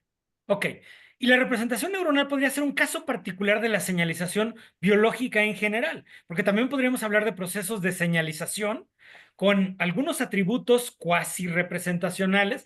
Por ejemplo, cuando hablamos de procesos de señalización inmunológicos o endocrinológicos. Entonces, habría quien planteara en una especie de construcción biológica del concepto que primero tenemos una señalización celular metabólica de ciertos cambios metabólicos que ocurren en señalización, por ejemplo, endocrinológica o inmunológica, y que un caso particular sería la señalización nerviosa, y que la señalización nerviosa tendría ciertos atributos particulares que lo distinguen de las otras. Pero entonces podemos construir un concepto de representación neuronal y podríamos decir que hay cierto tipo de representación neuronal. Si queremos usar esa palabra, les pido por un momento que me permitan usarla para plantear que puede haber procesos de representación neuronal que no inciden necesariamente en la función mental, en la experiencia consciente o en el comportamiento. Por ejemplo, la regulación de la presión arterial. O sea, en la regulación de la presión arterial hay ciertos grupos neuronales encargados en el hipotálamo, en el tallo encefálico y demás, que ayudan al control de la presión arterial, pero nosotros nunca tenemos una representación mental de eso y tiene poca influencia en el comportamiento, aunque la experiencia emocional y las representaciones mentales sí pueden influir en la presión arterial. Pero la presión arterial como tal, o sea, su representación nerviosa probablemente tiene poca influencia o ninguna en la experiencia cognitiva, en la experiencia consciente. En pocas palabras, está bien demostrado que nosotros no tenemos conciencia de cómo está nuestra presión arterial, excepto que se rebasen ciertos umbrales donde puede ocurrir dolor y demás, pero por otros fenómenos, ¿no? Pero el 99% de nuestra vida no tenemos conciencia de ese tipo de representación y podría ser un proceso de señalización o representación neural que no es una representación mental. Entonces, algunos autores, por ejemplo, hablan de que la representación mental es un caso particular de representación neuronal, pero no toda representación mental, o sea, no toda representación neuronal es una representación mental, sino que podría ser un caso particular. Y esto nos lleva como un fenómeno de hablar de representaciones neuronales y hablar de representaciones mentales, y las representaciones mentales serían un caso particular de las representaciones neuronales. Ahora ahí habría todo un debate, ¿no? Habría quien pensaría que las representaciones mentales supravienen a las representaciones neuronales o que la representación, por un fenómeno de realizabilidad múltiple, no habría una equivalencia o identidad entre las representaciones mentales y las representaciones neuronales. Este podría ser otro debate que abona al caso del funcionalismo a lo Hillary Putnam, ¿no? Pero en general lo que yo quería preguntarte era, si tú consideras que tenemos un concepto válido de representación neuronal y la representación mental sería un caso particular. Y otra pregunta más complicada sería si las representaciones mentales son necesariamente conscientes o Wow. también pueden haber representaciones mentales inconscientes. Y no estoy tratando aquí de arar un surco para que llegue el psicoanálisis por ahí, ¿no? O sea, a mí no me interesa si llega o no llega, ¿no? Nada más quiero plantear que, por ejemplo, en la terminología de Stanislas Dehaene, ¿no? Un neurocientífico computacionalista, informacionalista Increíble. y De mis favoritos. representacionalista, él sí plantea, ¿no? Que cierto tipo de estímulos pueden tener una representación consciente o pueden inducir una experiencia consciente, pero luego dejan de tenerla, ¿no? Y quedan como estímulos que están digamos, disponibles y que son susceptibles de tener una influencia en la experiencia consciente, pero por un momento ya no son conscientes. Sin embargo, podrán serlo nuevamente. Entonces, si Efectivamente. suponemos que esas representaciones, digamos que pueden inducir una experiencia consciente y luego pueden quedar latentes. De hecho, yo creo que el concepto de latencia o efectos diferidos es uno de los conceptos que dan validez a la idea de una representación como un cambio plástico estructural en el sistema nervioso que hace que cuando se den nuevas circunstancias, cuando aparezca ese contexto del que hablaba Víctor, se vuelve a inducir una representación específica, ¿no? A veces yo sé que reconstruimos, ¿no? O sea, cuando hablamos de los recuerdos del pasado, de mi infancia, reconstruyo. Pero cuando yo quiero recordar mi contraseña, necesito un isomorfismo entre la representación La mental y la necesitas conducta exacta. motora. La Claro, necesitas exacta, o sea, ahí no puede haber una reconstrucción creativa, confabulatoria, nada de eso. Tiene que ser exactamente la contraseña. Y además no se necesita, como diría alguien, que el recuerdo esté en la mano, porque yo ahorita les puedo decir mi contraseña y no estoy tecleando nada. Entonces, yo creo que esos son argumentos importantes para por lo menos posicionar algo parecido a la representación. Pero entonces me gustaría que nos discutieras esta discrepancia, ¿no? Entre representación neuronal, representación mental y si hay o no representaciones mentales conscientes y las inconscientes que pueden tener efectos sobre la conducta o la conciencia, efectos diferidos o latentes. has to- Eso has tocado un tema muy sensible Ajá, y que me encanta el tema, ¿ok? ok, ok. La primera pregunta era esa diferenciación entre representación neural y representación mental, ¿no? Como una taxonomía para discriminar, ¿no? Taxonómicamente, que si se podrían discriminar. Yo soy de la idea que todo lo que se activa junto, al final, forma una entidad, una sola entidad. Ahora, que la pregunta correcta sería, ¿somos conscientes de todas las ramificaciones de la representación neural o mental? Esa sería la verdadera pregunta. Pero neurona, y lo decía Hebb, neurona, el principio hebbiano y plástico, neuronas que se disparan conjuntas tienden a formar conexiones. Entonces, si podríamos hablar ya de células no nerviosas, ¿no? Bueno, eso ahí ya no voy a entrar porque es un tema muy biológico y no es mi área, ¿no? Pero dentro de las neuronas que se activan conjuntamente tienden a formar. Ahora, pues la pregunta es, ¿todas esas representaciones dimensionales o todas esas dimensiones perceptuales, sensoriales, no, pues no sé cómo llamarlas, ¿no? Biológicas, acceden a la conciencia de una sola representación neural? ¿Existe una sola representación neural o mental? Ese sería el tipo de pregunta que yo empezaría a plantearme. Pero yo sí creo que si la vasodilatación, y es tanto así que esas neuronas, y lo acabas de decir, ¿no? Si pasan ciertos umbrales, que era lo que de Jaén llama el access to consciousness, si esas neuronas de vasodilatación, vasoconstricción o de frecuencia cardíaca pasan ciertos umbrales, se vuelve consciente. Es más, si yo presto atención y estoy entrenado en la atención, puedo llegar a hacer consciente mi propio latido sin necesidad de tener estrés. ¿Vale? Entonces, para mí, mm, y esto es muy ludiano y muy bigotskiano lo que voy a decir, en el cerebro es una sola unidad funcional. No puede haber activación paralela y convergente que no formen conexiones. ¿Vale? Entonces, esa sería mi posición, ¿no? Que me costaría entender cómo las neuronas de vasodilatación que se activan cuando ves a tu novia, o a tu, no, o a tu novio, perdón, no formase parte también del mismo concepto neural. Otra cosa es que a nivel mental se puede acceder. A lo mejor te gusta tanto que llega un momento que como están conectados, lo sientes.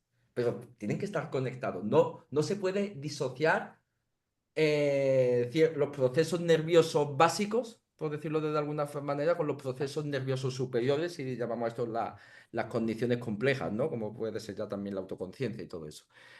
Entonces, esa es pues mi primera aproximación. No entiendo que dos células nerviosas que se disparan en un mismo espacio de tiempo, pues no formen conexiones conjuntas. Otra cosa es el acceso a la conciencia o si somos conscientes de ello. Y ahora, si sería bonito decir representación mental en la parte de la representación neural que tenemos conciencia.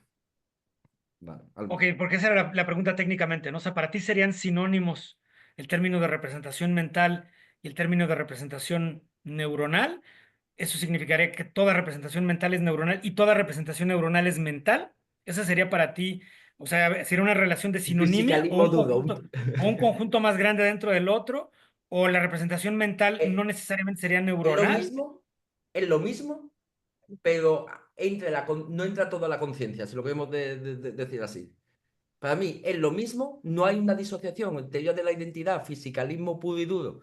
No hay una disociación, no hay nada mágico, es exactamente lo mismo. Ahora, la pregunta es, todo lo que entra a mi conciencia a través de la atención o abruptamente, ¿es todas las dimensiones que concierne a una única representación neural? No, ¿vale? O sea Pero que para mí sí, sí es lo no, mismo. no toda representación neuronal es consciente. No todas las partes de una representación neuronal entran en la conciencia. Ese sería un poco mi... Es Por, por- decir, por- por ejemplo, te pongo un ejemplo. Estamos venga, dormidos. Estás durmiendo en fase 3 de sueño.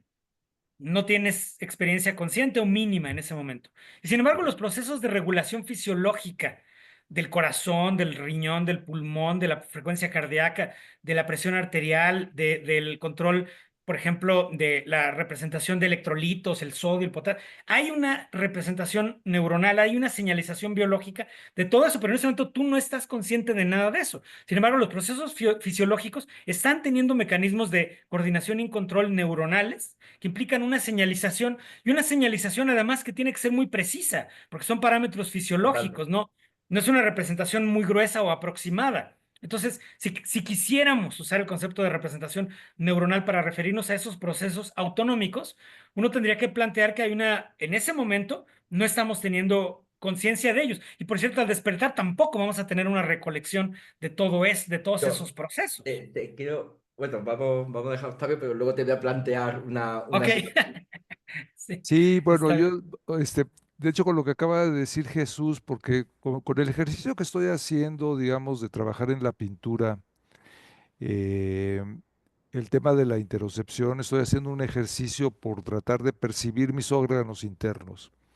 Wow. Y es precisamente en las noches, cuando no estoy totalmente dormido, cuando no estoy totalmente consciente, por decirlo de alguna manera, cuando siento, cuando siento o cuando puedo percibir más lo que está pasando en mis órganos internos, cuando lo puedo hacer más consciente. Es decir, cuando estoy, digamos, en un modo atencional, como ahorita estamos platicando, etcétera, etcétera, a lo mejor me costaría mucho más trabajo hacer un proceso de interocepción o entender o sentir con mis órganos internos. Es decir, como que tengo que estar en un estado, digamos, no inconsciente, pero sí con la conciencia más disminuida, ¿no?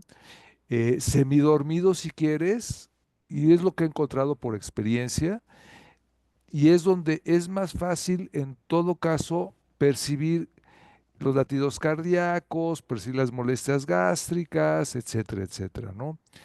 Y es porque, claro, creo que los diferentes, la conciencia es algo que va variando pues con el día, es decir, uno se despierta en la mañana y a lo mejor te acuerdas de unas cosas y y en la tarde a lo mejor ya no te acuerdas de esas cosas, pero sí de otras y así va, la conciencia no es la misma todo el tiempo, ¿no? Tiene una temporalidad y todo el tiempo se van activando recuerdos distintos, ¿no?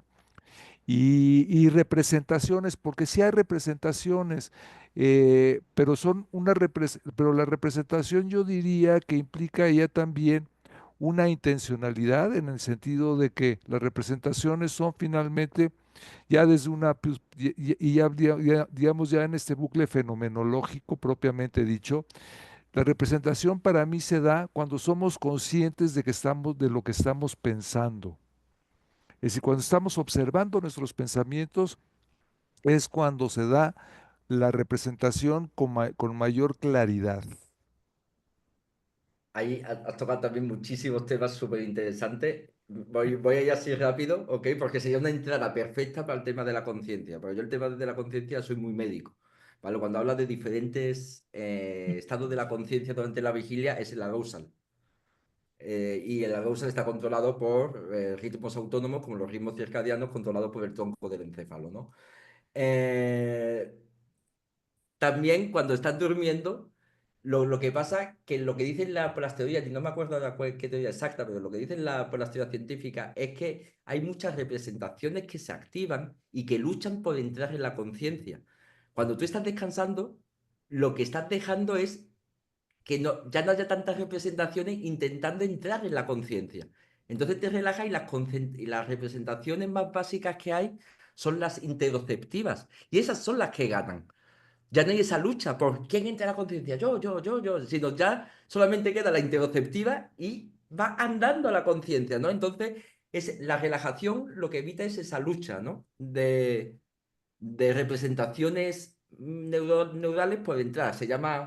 La que entra en la conciencia se llama coalición ganadora, ¿vale? Es el nombre técnico, ¿ok?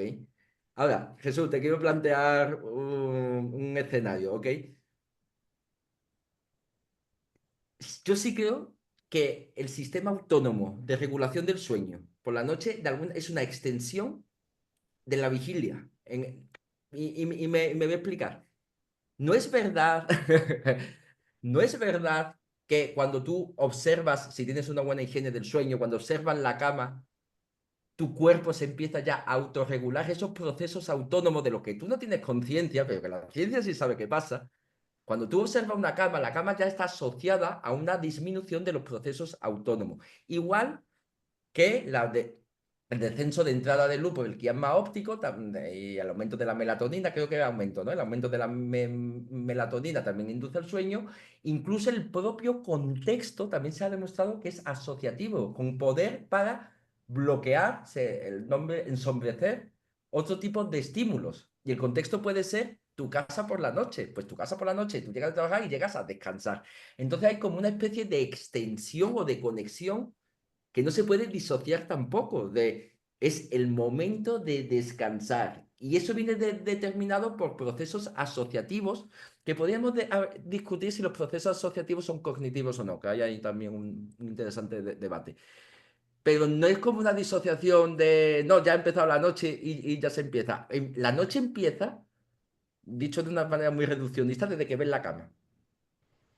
Ahí ya empieza tu cuerpo a autorregularse, pero por condicionamiento clásico. Incluso hay experimentos preciosos que creo que Benjumea, ¿no? Un profesor conductista de Twitter que le encanta hablarlo, que dice creo que es de la glucosa, ¿no? Ahí se puede condicionar clásicamente los niveles de glucosa en sangre, ¿vale? Entonces, ¿dónde está esa frontera entre los procesos autónomos y los procesos cognitivos, mentales, neurales, como lo queramos llamar? ¿Ok?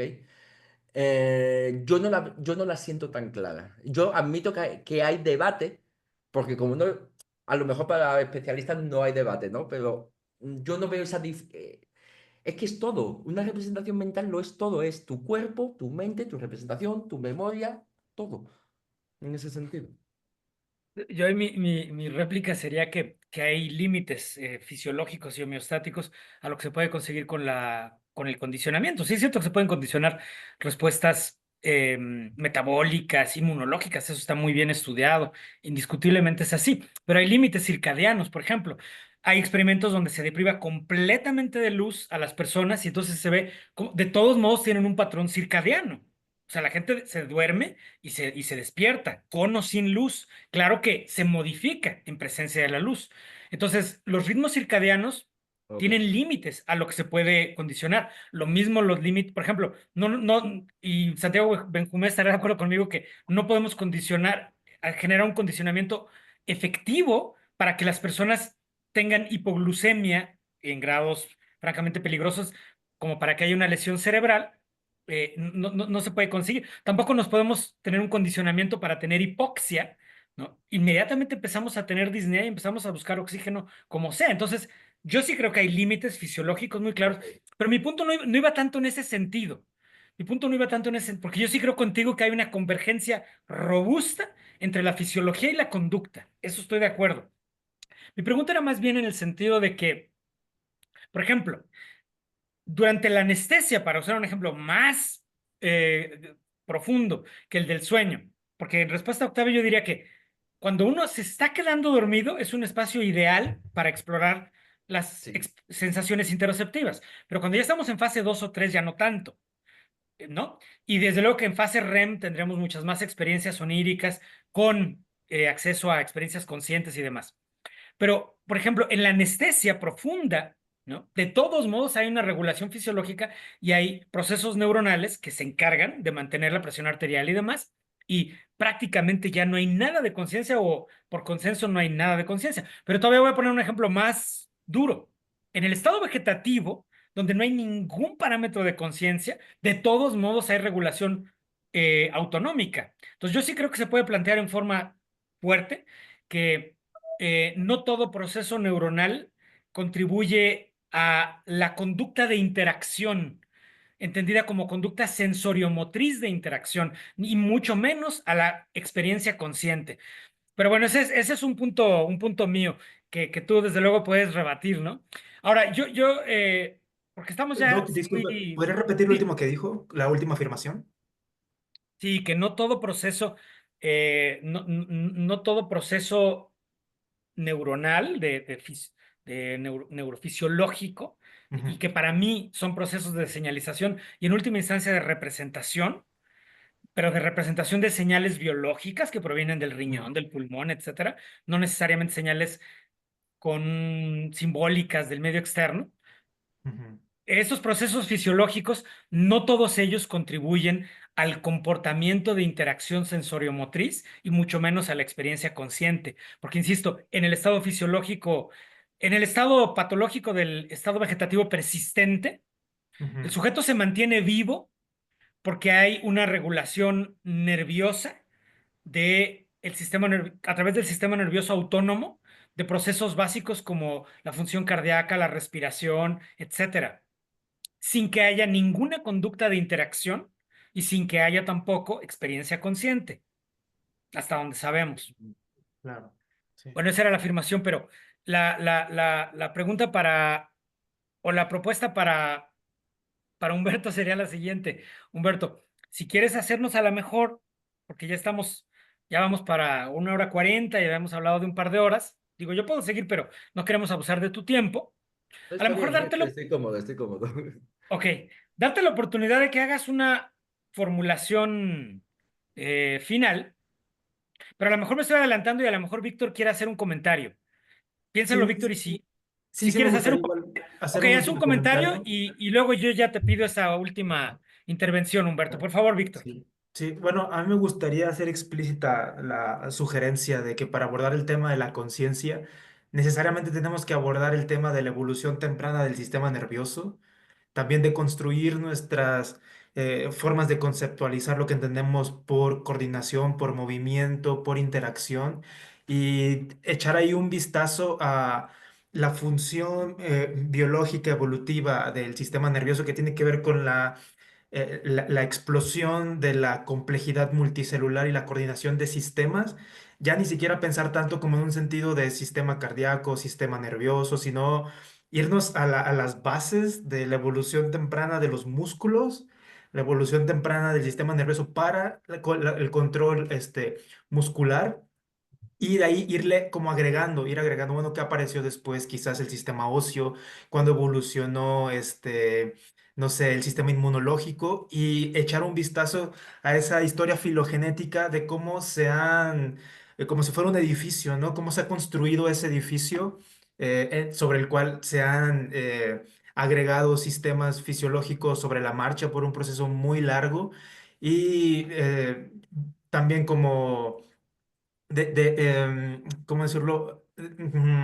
Desantropomorfizar el concepto de conciencia. A veces se suele como equiparar al de conciencia fenomenológica o el conciencia de acceso o a la confirmación verbal del discurso interno como una muestra, ¿no? De que hay conciencia en la medida en la que hay como una verbalización o tú tienes el referente de tu percepción del discurso interno y ver la conciencia más bien como la función biológica de los seres vivos para saber que existen. O sea, yo propongo verlo en dos sentidos. Las formas más tempranas de conciencia, que ni siquiera se limitan al sistema nervioso, sentir la existencia y saber la existencia, pero de formas muy básicas, muy rudimentarias, muy desde un ángulo biológico, ¿no? Darwiniano, ¿sí? Y sobre ese basamento, sobre ese zócalo, ¿no? Ya una vez tendido, ir yendo hacia arriba, porque, por ejemplo, se han hecho hipótesis muy interesantes. Hay una hipótesis que se llama, ¿cómo es? La hipótesis de la complejidad patológica. Ajá. Y la evidencia es muy interesante porque data del periodo precámbrico, hace alrededor de unos 600 millones de años. Y ahí el asunto fue que hubieron dos explosiones. No sé si han escuchado de Jablonka, que ella tiene una teoría de la conciencia. Bueno, Jablonka se está enfocando en el éxito adaptativo de la evolución cámbrica, pero antes del cámbrico hubo una explosión donde los animales no lograron acoplarse y la conciencia no pudo expandirse o complejizarse al mismo nivel que en el cámbrico, ¿sí? Por ejemplo, hay una discusión muy interesante que equiparan a ese estadio lo que sería la discusión con la inteligencia artificial, que la inteligencia artificial no logra el mismo nivel de complejidad consciente o no manifiesta una complejidad porque estaría como en la misma situación de los animales o los metasuarios del precámbrico en esta otra explosión, donde no hubo la forma de acoplamiento entre sistema nervioso y la evolución de la complejidad del medio ambiente, de que pueda haber más nutrientes, pueda haber más recursos, hay más competencia. Entonces, como ese punto intermedio neurálgico entre la evolución temprana de la motilidad y de la coordinación, músculo, y sistema nervioso, ¿sí? Me parece que esa es como la vía, o al menos para mí, yo así lo veo, para ya después pensar en la punta del iceberg o en la cereza del pastel, que sería la parte de la conciencia primate en general y la humana, ¿no? En particular y ver ahí la evolución de la valencia de los estímulos, la evolución de los neuromoduladores, de los neurotransmisores, porque también en la historia filogenética de los neuromoduladores y ¿cómo decirlo? Como el armamento para tener un cuerpo que sabe su existencia, podemos ir hasta atrás, incluso en la evolución de los microorganismos. La historia filogenética de la dopamina, de la serotonina, de neuromoduladores importantes para la sensación de agencia, de comportamiento intencional, de movimiento dirigido, incluso está previo a la evolución de los mismos animales. Entonces creo que ayudaría mucho ir tejiendo esos hilos cuando aparece el fenómeno de la interocepción, evolutivamente hablando, cuando se vuelve necesario que un organismo desarrolle un modelo alostático de sentido de agencia individual. Entonces, yo creo que ahí está la clave para pensar la conciencia, ¿no? En términos amplios y adaptativos. Entonces, esa era la aportación que quería hacer. Un día tendremos que hablar de conciencia porque yo soy de la conciencia dura, es decir, yo soy muy biológico, ¿vale? Pero sí que tiene sentido una perspectiva evolutiva para... Si la evolución ha permitido que desarrollemos conciencia, es por algo, y indiscutiblemente es por el Mm, ambiente complejo que tenemos que nos ha presionado para desarrollar la conciencia, ¿no? Para resolver los problemas complejos. Muy, muy interesante. Y gracias, yo creo que Humberto. te vamos a invitar, Humberto, para una sesión después para que hablemos exclusivamente de la conciencia y también, Víctor, será formidable que nos acompañes porque es un tema que nos interesa a todos desde muy diversas perspectivas, ¿no? Y Humberto ha hecho trabajo científico en este campo y creo que sería estupendo abordarlo contigo. Ahora, yo te quería proponer entonces como que darte tiempo y espacio, ¿no? Para que tú hagas una formulación integradora de estos conceptos que nos has planteado. Prácticamente hemos hablado en realidad en torno al tema de la representación mental. Quizá pedirte un poco que te posiciones y sintetices a lo mejor los argumentos o que lo desarrolles en la dirección que tú quieras. Yo nada más veo, ¿no? Desde la perspectiva metateórica de la psicología, de las ciencias cognitivas, de la psiquiatría también, de las neurociencias, que hay muy diversos posicionamientos, ¿no? De teorías, digamos, de la conducta humana o de la conducta en general, que tienen que ver con la noción de representación mental, esa es una, Pero hay otras que tú has ido mencionando. Una es el concepto de información. O sea, la cognición o la conciencia o la conducta requieren una noción de información y eso va de la mano con el procesamiento de la información, ¿no? Y una noción computacional. O sea, tú en tu teoría requieres un modelo computacional de procesamiento de información como un requisito para hablar de lo mental, entendido como una organización de las representaciones mentales. En síntesis, representación mental, información y computación son tres ejes que yo creo importantes para la discusión metateórica de, de lo mental, de lo psicológico, de la cognición y de la conducta también. Entonces, ¿qué piensas de eso? Bueno, te damos tiempo para que hagas tu Bueno, formulación y cuando termines, pues ya ahí lo dejamos, ¿no?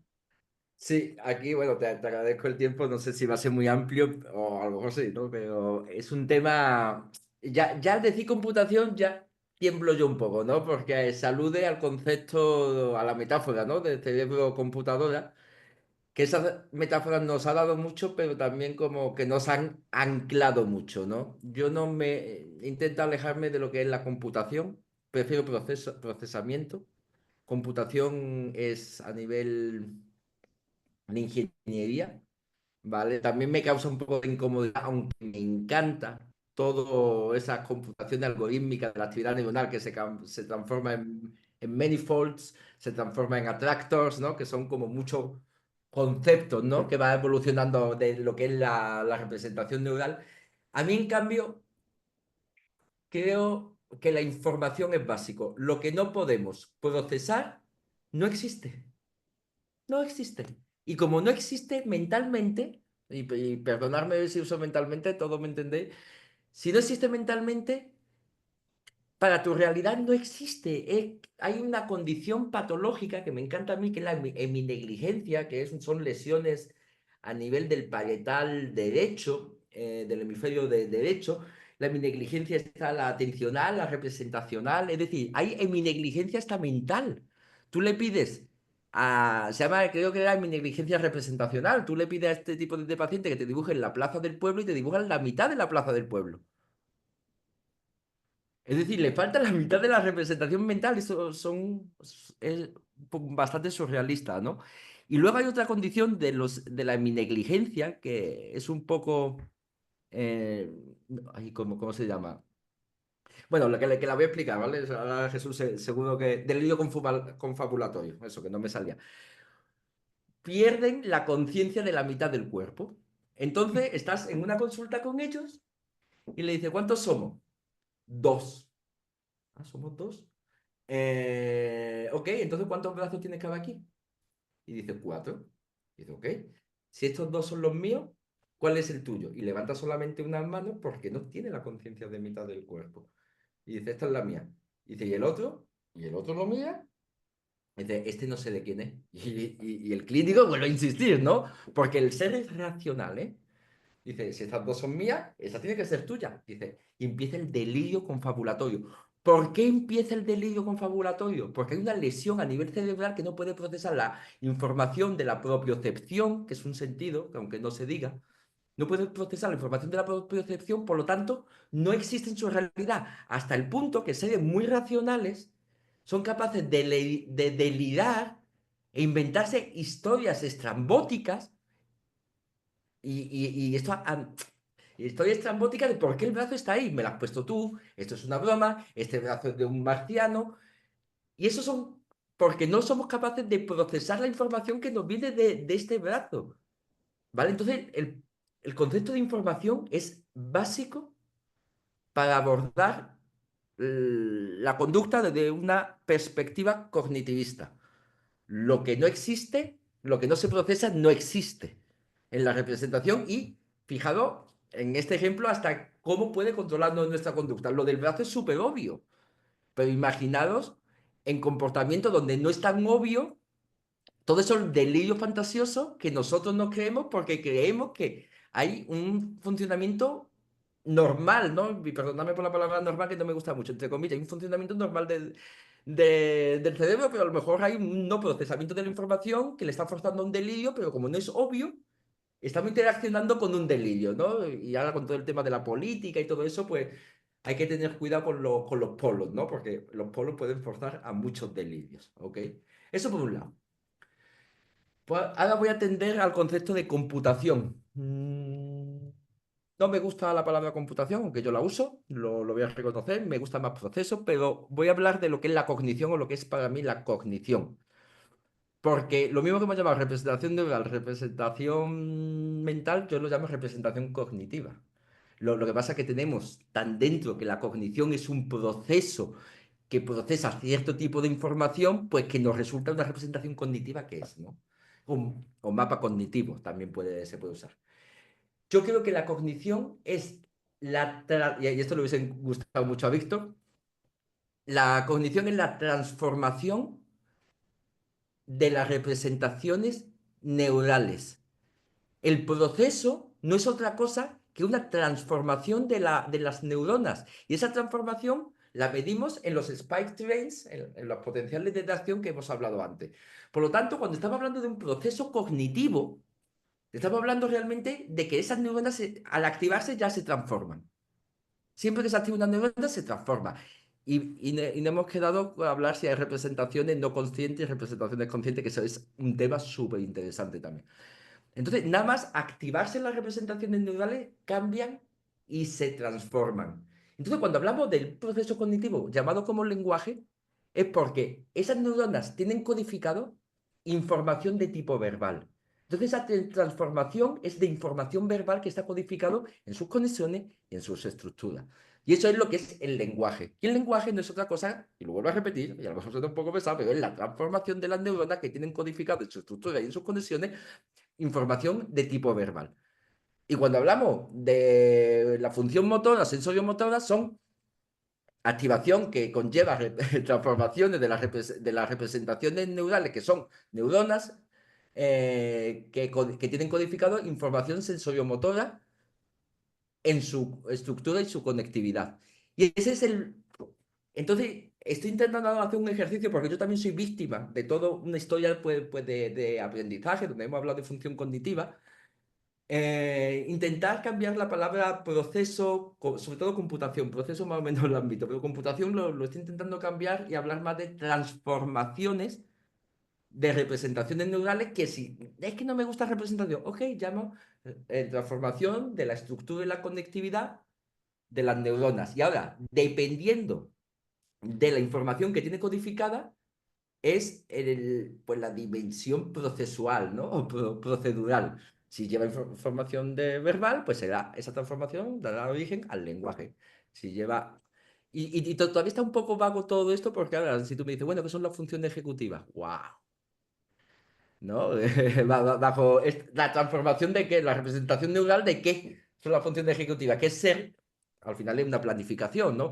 La función ejecutiva es otro campo de que no está bien definido, ¿no? Entonces a lo mejor el problema es que primero definamos lo que es la función ejecutiva bien, porque cada modelo dice, bueno, toma de decisiones en un modelo sí, en otro no, en planificación en un modelo sí, en otro no, resolución de problemas en un modelo sí, en otro no, razonamiento en un modelo... Yo creo que todavía hay bastante confusión de lo que son las funciones ejecutivas, ¿no? Pero ese es como mi punto final de lo que sería como una función cognitiva, lo que deberíamos entender como una función cognitiva. Y para otro momento, pues podemos dejar lo que es la conciencia fenomenológica, y aquí dejo ya una pequeña pincelada. La conciencia fenomenológica no es más que la experiencia emocional que conlleva la transformación de una representación neural. Y la autoconciencia es la capacidad de proyección de un... Es un poco... Habría que unirle, ¿no? La autoconciencia es la capacidad de proyección de un concepto que te engloba a ti mismo hacia el pasado y hacia el futuro. Pero bueno, eso lo dejamos para otro debate, Jesús. Pues fantástico. Me gusta este punto para finalizar la grabación y te agradecemos muchísimo la atención. Ha sido un diálogo formidable.